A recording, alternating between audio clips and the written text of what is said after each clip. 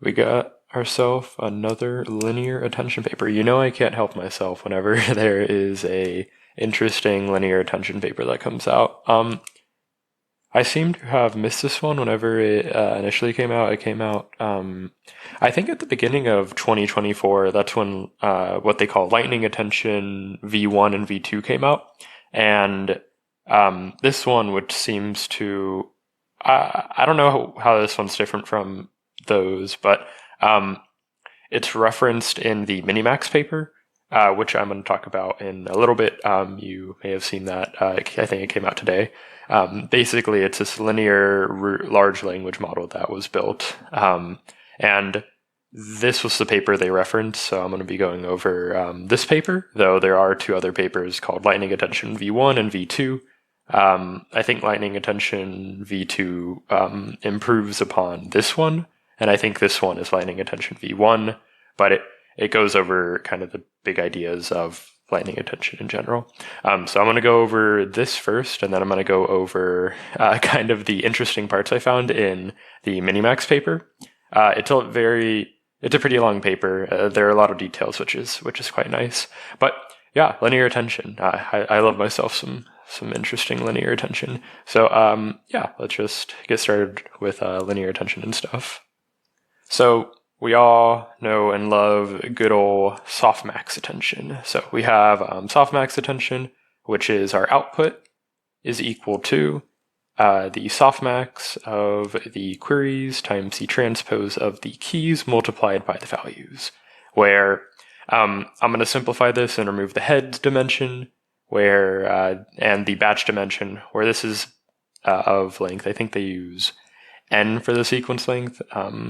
So n by d is the size for our queries, where n is the sequence length and d is the dimension. K is of size d by n, so transpose this, and then this is of size n by d. And then you can generalize this even more by saying this inner dimension here can be of shape dm and md, and you can generalize this once more by saying this is a different dimension size than these two here. So it's essentially just an outer product here and an inner product here. And you have to compute the inner product first on the dimension axis because of the softmax. Like if you try your best, you will not be able to break up the softmax operation in any way. So yeah, that's this. And the reason this is quadratic is because you have to do this inner product here. So you get this matrix here, which is our good old attention matrix, and you have your queries on your queries and your keys, and this is an n by n matrix here. So, and then you multiply that by the values and your output and so on. Normal attention. I'm not going to cover like attention in detail. I'm going to assume you have an understanding of normal attention. If you don't, go watch a video on attention. There's a lot of videos on attention. We all know it's all you need, so go check one out. Anyways, we can generalize this again by saying there's a mask here. So this allows us to use both a padding mask and a causal mask. So in the case of causal, let me draw this back. Let's say we had this many keys. We'll do 5 queries, 5 keys. 1, 2, 3, 4. Your causal mask, of course, masks out future tokens. So your first query is only made up of your first token. Your second one is made up of your first 2, and so on. And then your padding mask will mask the columns. So let's say we don't want to mask these last 2 values here, then the padding mask will mask out these 2 here. And it does so along the columns. So there you go, attention speedrun. Now, linear attention, what it does is it says, all right, we're going to remove softmax and we're going to replace it with something. There are a lot of variations, and the, I guess, general form that you usually see is the output is equal to, you basically say, I'm going to make this like a kernel. So let's assume we can approximate softmax. Let's assume we can. I mean, you can't, but let's assume you can. Then you can approximate it using a kernel trick of Q and K here. So, I mean, that's basically where the original idea came from. You can have a function of Q and a function of K, and this will approximate our softmax attention. Now, the problem is that can't be done, but let's assume it can, and that's where the basis of these linear attention mechanisms come from. So you will have a function of Q multiplied by a function of K transposed multiplied by a mask, then multiplied by your values. Now, the nice part about linear attention is if you remove the mask and you make it bidirectional, then you get, let me draw out the shapes once again. This is SD, DS, and SD. I guess that should be an N. I'm going to assume that the shapes are all the same as opposed to using the general form I showed above. But what you can do is you can do a right multiplication here, instead of a left multiplication first, because you remove the softmax part. So that means we can do this multiplication first. So we have Q. Let me just draw some brackets around it. And if we do this multiplication first, we get a quadratic matrix in terms of the dimension axis multiplied by this here. So this has complexity O of n squared d, while this has complexity O of n d squared. And you can actually make this O of n squared d if you do a right multiplication, but then you're removing the benefits of having this linear attention mechanism. So this is linear because it is, you can make it quadratic in terms of the dimension, and usually this is small, especially whenever you break it into the number of heads. Like this will be 64 squared, while your sequence length can be like 1024 squared, which is way bigger. So this is the basis of linear attention in general. Now, if you add a mask, it essentially removes all the benefits because you now have, you can't do a right multiplication here. And that's what this paper attempts to solve. The way you would normally do this is by turning it into an RNN. So we have this here. I'm just going to, instead of saying it's a function of Q and a function of K, I'm just going to call it like Q tilde and K tilde, just to make it easier for me to write out. But Q tilde is equal to a function of Q, and K tilde is equal to a function of K, just to make it easier for myself.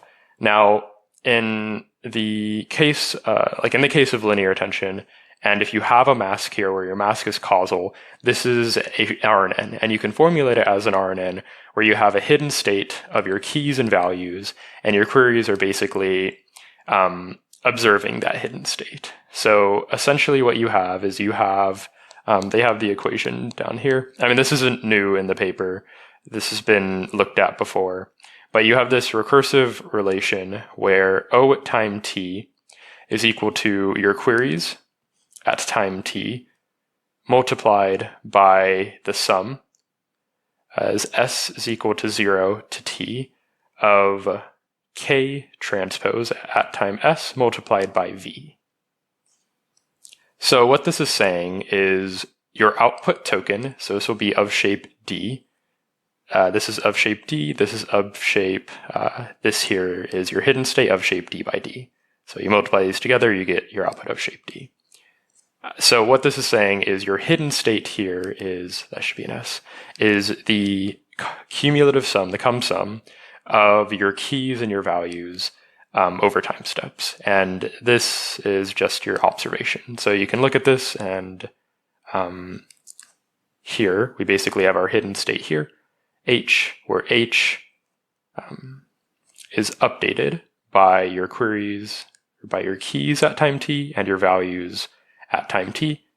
So, and it will give you your output at time t. And then you move over, so H1, H2.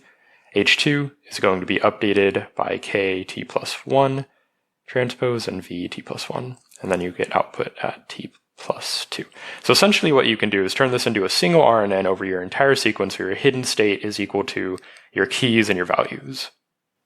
Let me draw this out a little bit better. So you basically have your hidden state here, which is of shape d by d. So this is h at time t minus 1. This goes through a sum operation with where your sum comes from q or k at time t transpose multiplied by v at time t. And this is computed via the outer product of your keys at time t, so this will be of shape d, and your values at time t, vt, here, where this is of shape d. So this is d by d. So you update your hidden state, which gives you your next hidden state. So it's pretty much the most simple RNN you can have. So this will be h at time t, which is of shape d by d. Then you observe this hidden state via the queries. So you multiply by the queries. Go ahead and draw those here. Q at time t, which is of shape d. You multiply them, so you do an inner product here, and this will give you an output vector of shape d, O at time t. And you do this for all your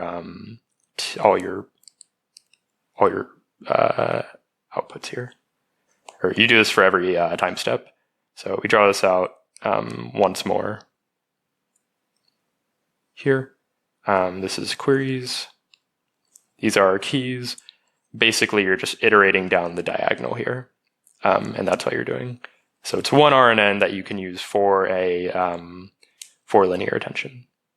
So we basically have these two formulations that you can use for causal linear attention. Remember, causal linear attention, we cannot do a right multiplication, so you essentially have two formulations. You have one formulation, which is the n squared formulation, n squared d, O of n squared d, and this formulation here is essentially like you don't get any benefits. You might as well do softmax attention because you have this quadratic complexity. This here is a recurrent neural network, which has a complexity that is linear because it's a recurrent neural network. So this would be a linear approach. So just be linear, O of n, because you just iterate over your sequence once, so O of n d squared. However, in terms of time, this takes forever because you cannot parallelize it on the GPU. You have to do some weird things. And it just isn't fast because you have to do a scan over your entire sequence. So this right here is fast, but it takes up a lot of memory. This here, this recurrent neural network, is slow, but it doesn't take up that much memory. Now what they want to do is find an algorithm that is both. And the algorithm they show is one shown, I think it was kind of shown in the Mamba 2 paper in a way, but they make it fast on the GPU in this paper. One thing to note, in case you're curious, I'm going to mention it in the MiniMax paper. If you're wondering why is softmax that much, like, can't you just make softmax an RNN? Softmax turns out to be an RNN for every token in your sequence. So 1, 2, 3, 4, 5, 6. 1, 2, 3, 4, 5, 6. So if we have 6 tokens here, a sequence size of n is equal to 6 queries and keys, you essentially have an RNN over this entire sequence, or a unique RNN for every time step in your attention mechanism.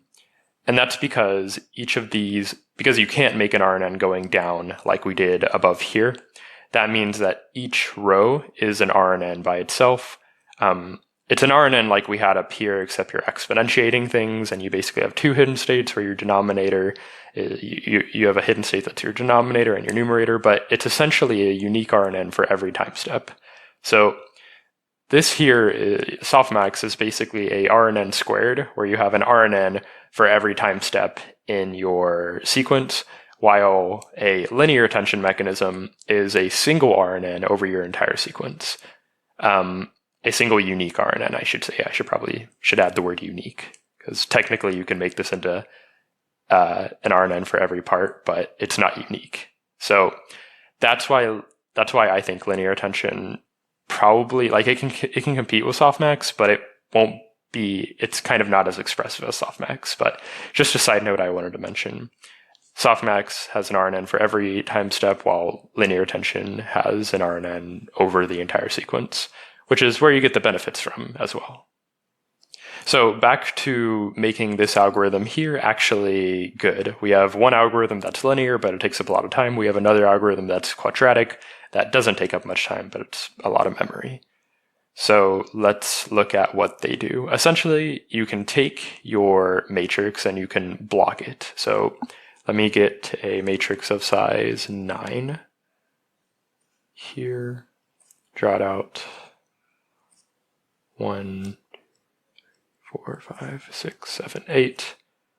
1, 2, 3, 4, 5, 6, 7, 8 there. And then let me mask out this part here. Remember, we're making this causal. If it wasn't causal, it would not have any problems at all. So this upper triangular is all masked out. And these are our queries, and these are our keys here.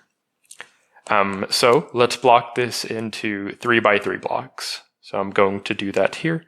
This would be our first block. This would be our second block. This would be our third block. I'm not going to worry about the blocks in the masked region because those are just all zeros. So it doesn't matter what you compute there. So if we look here, there are 2 kinds of blocks. There are, let me get out the purple pen, there are these blocks here, which do not have a mask. So these are what they call the I think it's inter blocks.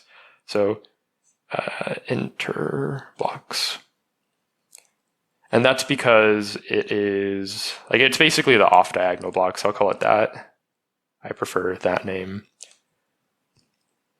So the off-diagonal blocks do not have a mask in them in the causal case, and that means you can compute them using the nice formula we have up here.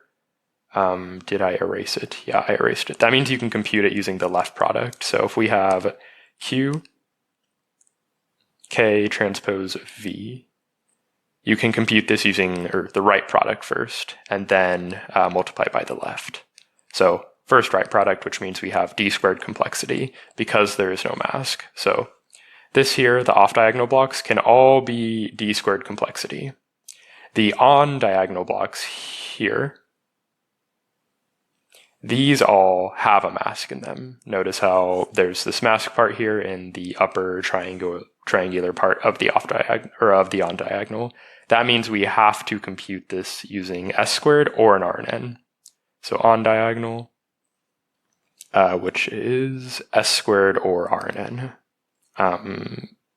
However, what we can do is, since we have tiled this, we can efficiently throw this onto the GPU and have it compute these blocks in parallel. So essentially what you can have is you basically want to block your output matrix. So in terms of normal matrix multiplication, you block your output matrix so that you can load certain parts into memory only one time. And then you have all the threads basically compute everything in parallel. So we can compute this in parallel because we can have like one thread do each part here. So all 9 parts of this block can be computed in parallel by 9 threads. If you can't do everything in parallel because you don't have that many threads. But that's the idea. We can block this and we can tile this matrix here and have threads compute them efficiently. But instead of just computing the entire matrix and storing it in memory, after we compute every block, we're going to essentially store it either in SRAM or save it to HBM, where HBM is your slow and big memory. Basically, that's the GPU memory you see if you have, so HBM. If you see like an A100, an A100 has 80 gigabytes of RAM, that's your HBM. That's your slow memory, but there's a lot of it. SRAM is your on-device memory. It's small, there's not that much of it, and it's what your threads use to basically communicate with each other and do computations with each other really quickly. So usually you store your tensors here, you load them into SRAM whenever you need to do a computation. The computations are done on SRAM and they're loaded back to HBM to be saved. Maybe that's your output of this or something. So what we're going to do is we're going to compute this going down, but like with the RNN here, the RNN, we basically computed it going down. However, we do it in parallel for each block, and we do it sequentially going down. So we're going to do it one block at a time, or rather one set of blocks at a time. So we're going to do this block first, and then this set of blocks second, this set of blocks third, and so on. And we're going to do each block in parallel, so we can make the block size large enough so that the number of threads we have can compute this quickly in parallel. And this will allow us to use both the small memory usage of the RNN, while using the fast part of the quadratic, the left multiplication algorithm. So we are taking advantage of the speed of the quadratic algorithm, while we're taking advantage of the memory of the RNN. So let me go to the algorithm over here. Essentially, for the RNN, you have the RNN store these blocks here, and while it's iterating down. So it basically computes this KV cache, or it computes this KV hidden state, and it's going to update it for each block. So at the end of this block, you're going to have your keys and values from state t is equal to 3, and you're going to save those. So you're going to have KV for t is equal to 3. And that means you can reuse this for all blocks in your second set of blocks here. So then you'll have t is equal to 4, t is equal to 5, and t is equal to 6. So instead of having to compute the outer product of the keys and values from t is equal to 1, 2, and 3, since we saved these from the previous block, this block here can reuse the computation from that previous block, meaning we had to do less computation, and we're utilizing this nice property of the RNN. And for each of these blocks, we're getting the output at time t is equal to 1, 2, and 3, 4, 5, and 6, 7, 8, and 9. So basically you're getting, in this case, since our block size is 3, you're getting 3 outputs per block. So let me just go over the algorithm. They have the algorithm here. So what you're going to do is you're going to first divide your query keys and values and your output into blocks. So divide x into blocks. So you're basically going to divide it into t blocks. T is the number of blocks we have. B is the block size, and n, little n, is our sequence length. So you divide it into t blocks of size b by d. So you can look at that here. Let's say this is our query. You will divide the query into t blocks. So that should be a t. So t blocks of size b by d. Because we're not dividing the dimension, we're dividing the sequence length. Where each block, and you do that for your query keys, values, and outputs. You then initialize your mask, so this will it'll be the combination of your causal mask, or the causal mask, and your padding mask, where mts is equal to 1 if t is greater than s, otherwise 0, so this is your causal mask. Initialize your key value hidden state to 0, where this is in d by d, so you're initializing your hidden state. As I mentioned, this is going to accumulate the outer product sums as we go through every block. So for every block, starting from block 1, so that would be starting from this set of blocks here, this is block 1, to block t, where that would be this set of blocks down here.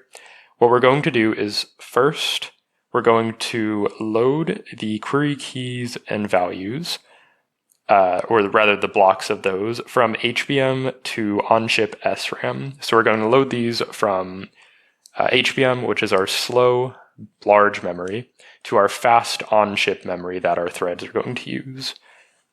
On-chip, we're going to compute O intra.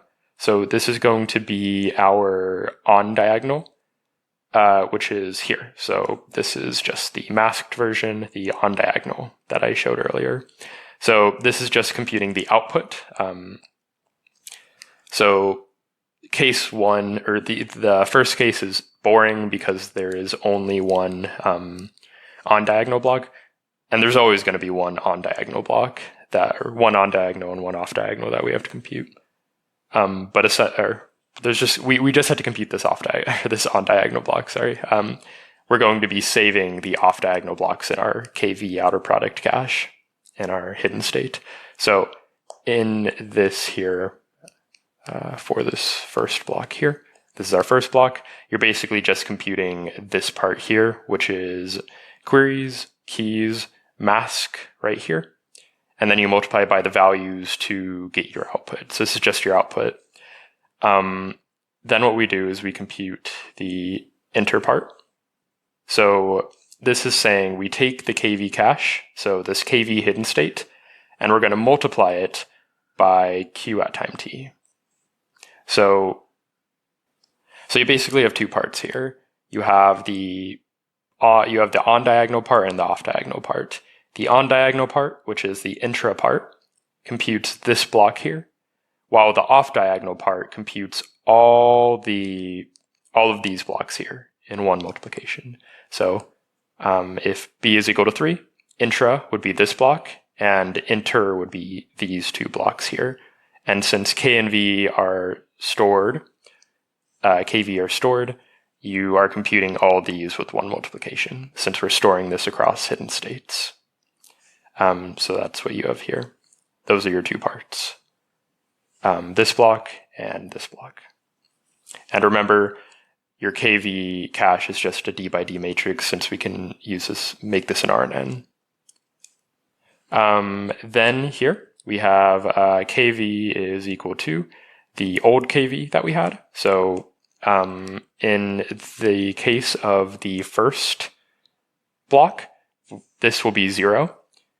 And we're updating it with the blocked outer product of K and V. So we're updating our KV inner state, or we're updating our KV hidden state. I don't know why I said inner state. We're updating our KV hidden state with the outer product of K and V.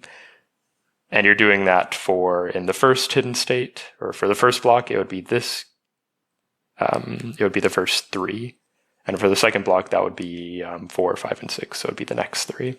And then for the final one, in this example, it would be 7, 8, and 9. So that's just the diagram I showed up here, where you're updating your hidden state here with your keys and values. And you're doing that for the entire block. So the result will be this hidden state, which is representative of all blocks in the past. So in the case of block 1, this would represent all of block 1, but in the case of block 2, this would represent block 1 and 2, since we're accumulating this over blocks. And then in the case of block 3, it would be block 1, 2, and 3. So that's what we have. We have compute the on diagonal. Using the hidden state, compute all the off diagonal blocks in one multiplication, so that's just your queries, your 3 queries multiplied by your hidden state here, and then update your hidden state right here. Then what you do is you add the on diagonal and off diagonal. So that would be in block 2, that would be this and this. So you add these two together and then write them to HBM. And then you do this for all all blocks in your sequence. So yeah, that's pretty much all you do. It's just iterating down where your hidden state is accumulating the off diagonal information, and you have to compute the on diagonal. And you do it in parallel per block so that you can utilize parallelism on your GPU. And they show that here. Basically, you take your query keys and values, you load them onto your chip, the SRAM.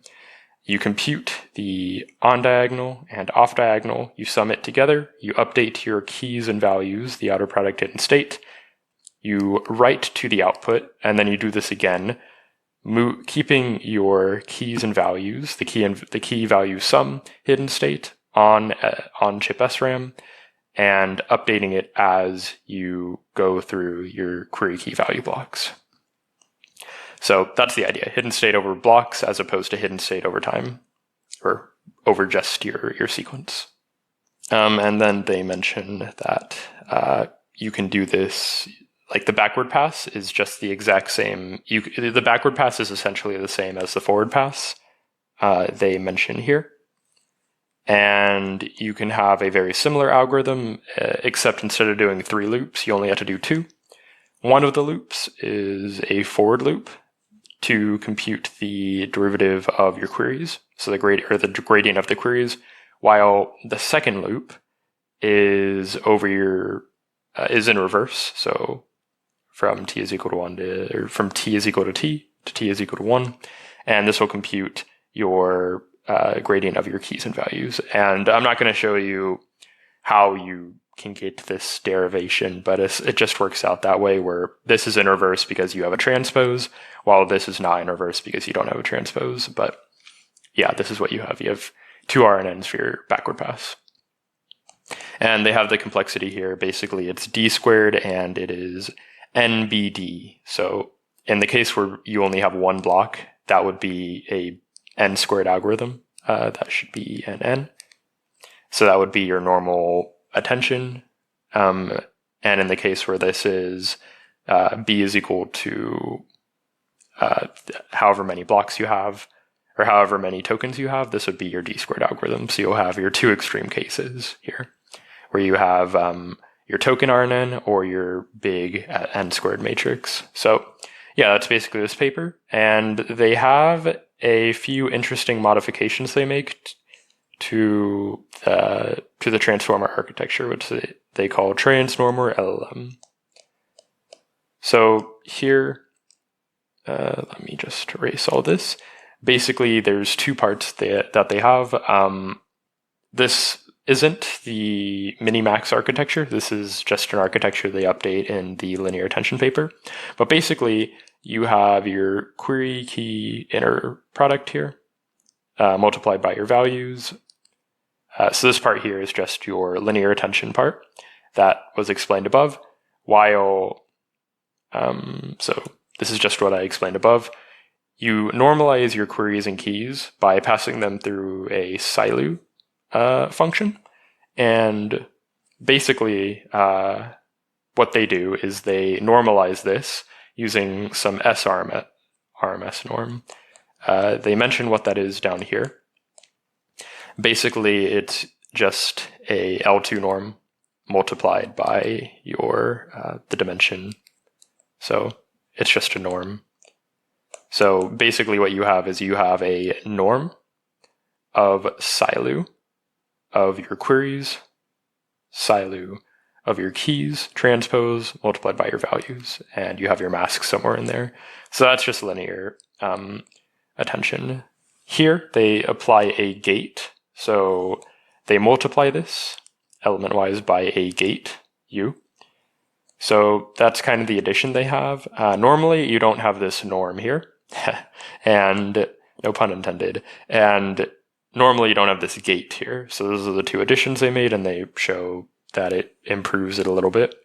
And what they have here is a feed-forward layer with no activation. So it's just, I think it's just uv. O is equal to uv. U multiplied by v, where this is one feed-forward layer and this is another feed-forward layer without activation functions. So those are 2 interesting things they do in this paper. They also have some weird positional encoding, but they don't use that in the MiniMax paper, so I don't really want to talk about that too much. But they mention here that they remove the activation function from the original glue structure, as the gate itself is a nonlinear function. And they use SRMS norms everywhere, as opposed to RMS norms. I think because, it does not lead any performance loss. So, that is what they do, and they show it apparently outperforms the transformer. Now, they do this on simple tasks and on small tasks, so probably, like I said, this is an RNN that you're making, so if you do this for long context, you'll probably run into problems. But the MiniMax paper tries to fix those problems. So this is the linear attention paper, and they use this called lightning attention for MiniMax. So let me go over to MiniMax. All right, we're at the MiniMax paper. MiniMax-01, scaling foundation models with lightning attention. So like I said, lightning attention is what they use. That's the CUDA algorithm they developed. The cool thing about that algorithm is it can actually be applied to any linear attention mechanism that takes on the form some function of q multiplied by another function of k times a mask multiplied by another function of your values. And the reason it can do that, and you can actually change this to just q tilde k tilde transpose multiplied by your mask multiplied by v tilde. So essentially anything that takes on this form can be done with the CUDA implementation they have, which is just 3 matrix multiplications with the causal mask in the middle. If you don't have the causal mask, then this isn't a problem. This is easy to do. You just do it in normal PyTorch where you do a right product first. So anyways, they utilize this algorithm and they want to scale this algorithm to very large scale.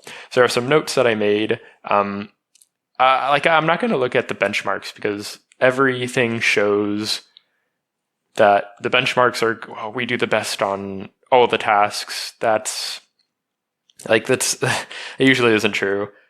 So I'm not going to go over the benchmarks and like all of the performance and the performance that they have, besides a few notes that I made.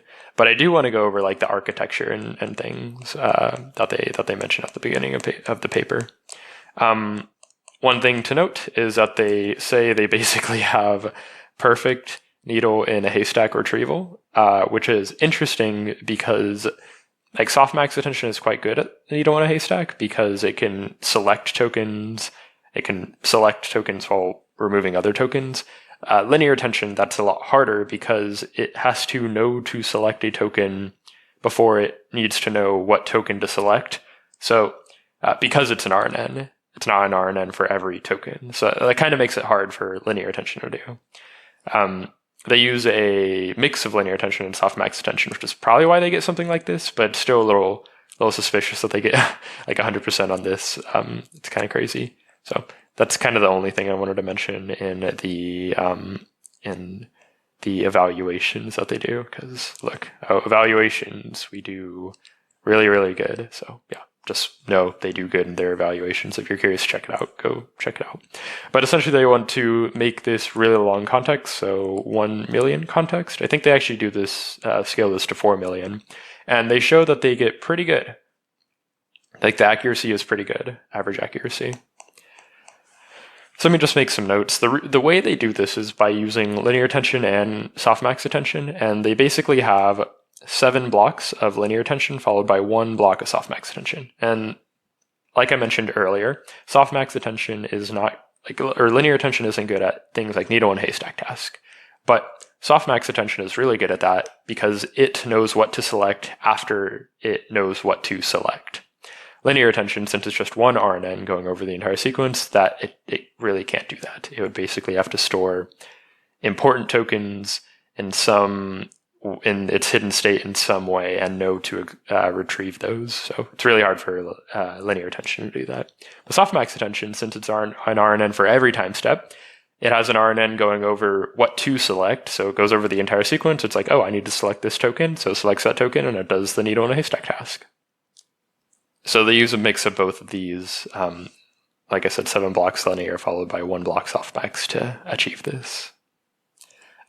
They train on 1 million tokens, and they want to make this, they basically train it to do long context. So let me go over, and they show it's comparable in benchmarks. So here's the architecture.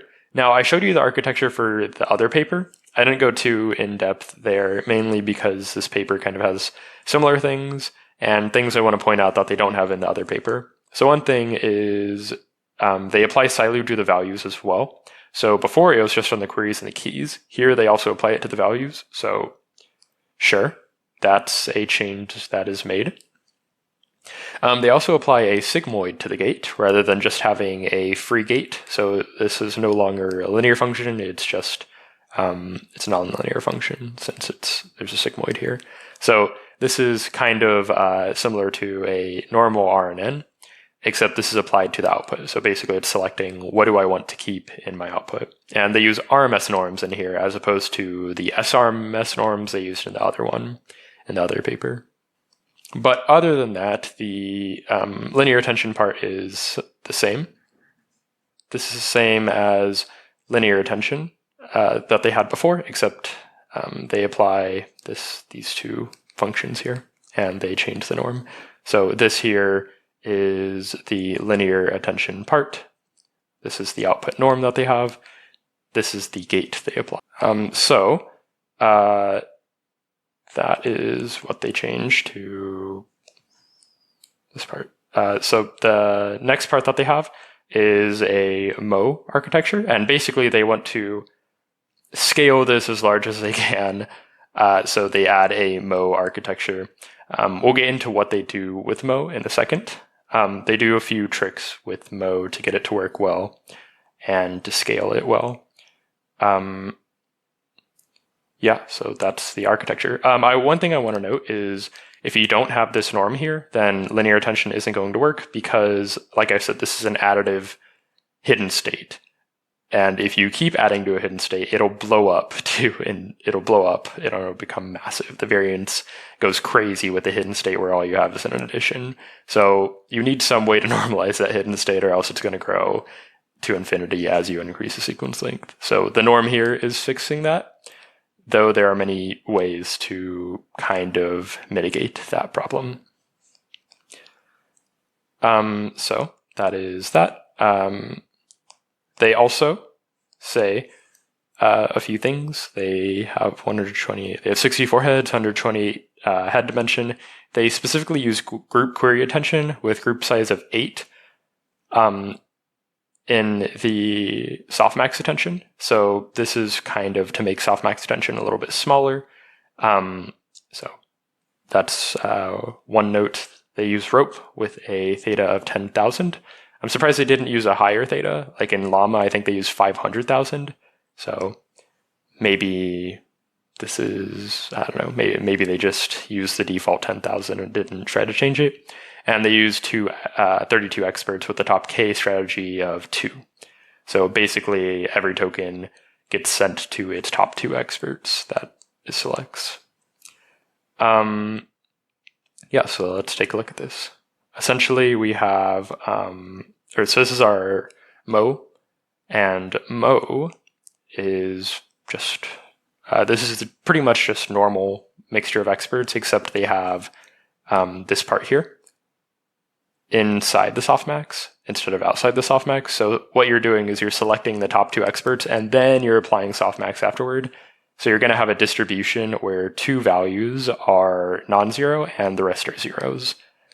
And what you kind of see, what you've been seeing lately, if you've been kind of looking at the Mo architectures, is you want to normalize your weights to 1, as opposed to normalizing all your experts to 1. You want to normalize the utilized weights to 1, and it tends to be better.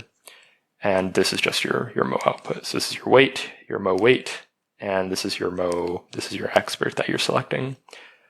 So top K rounded weights, top K experts here. And you sum over all experts, and note I said that, remember you only apply softmax over the 2 experts. The rest have negative infinity. So this basically just sums over your top 2 experts here, where softmax is a distribution over your 2 experts. They also mention that they discard tokens when the experts reach a certain capacity. So this keeps experts from being overutilized. But they also mention that they encounter a collapse with this routing collapse, as you would expect with Mo. So they apply a auxiliary loss to fix that.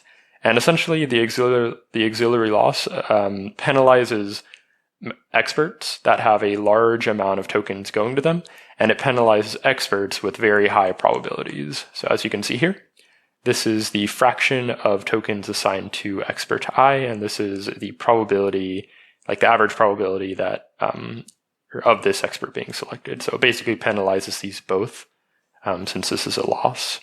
And you do that for every expert, you average over the experts, and this is your loss term here. So that is what we have. They mention linear attention here, which is what I talked about earlier. It's the same algorithm. I don't think they change anything in it. They also look at the performance of mixture of experts versus dense. So if we have a 7 billion dense model and a 2 billion Mo model, they say it uses the same compute. Like if we look at the compute utilized for that, Z-flops, the accuracy of Mo does much better than the accuracy of a dense model. So 2 billion are the utilized parameters, while it has 24 billion total parameters. So it's only utilizing 2 billion of these, but it has much more parameters than the dense model. And this is what you see in general.